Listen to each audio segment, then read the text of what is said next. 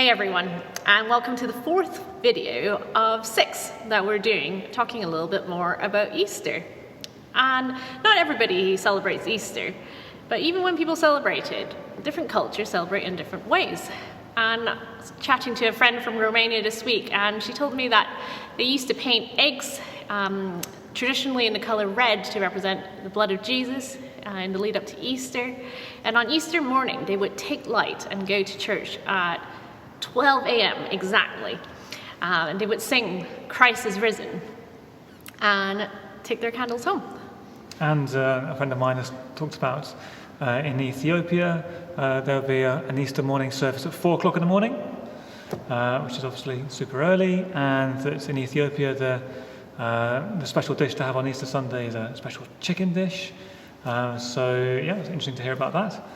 And I suppose people have friends from different cultures here in London, a very multicultural place, so you might want to ask your friends about that, I suppose. Yeah, I've found it really interesting to find out how different cultures celebrate Easter. So yeah, ask your friends or your neighbours. Most cultures that celebrate Easter, there would be a big element of food, definitely.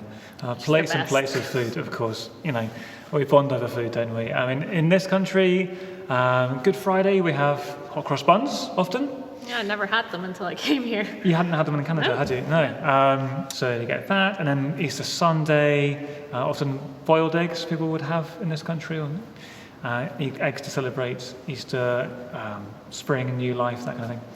And maybe lamb on Easter Sunday, perhaps, with its roots in Jewish Passover, and something called simnel cake, which is a special fruit cake with kind of 11 marzipan balls on top. For the 11 followers of Jesus. And so that's, yeah, so some of the things in this country. But I mean, further afield, I mean, different parts of Southern Europe and Eastern Europe, especially lots of different types of bread. Special breads for Easter. One would be something called sureki, I think that's how you say it, from Greece. Was it on Bake Off once, maybe? That was, yes, it was on Great British Bake Off. And it's a platted bread, and it's kind of orange and spice scented, and at the end of it, it has one of those kind of red eggs as well, again symbolising new life, the blood of Jesus. So it's a very kind of striking look to that bread. So yeah, I mean, lots of cultures celebrate Easter with food of some sort. I mean, another thing to say is that many cultures would have plays of different sorts. It's plays in some way recounting the events, the original events of when Jesus went to his death and then rose again afterwards. So a few examples of that.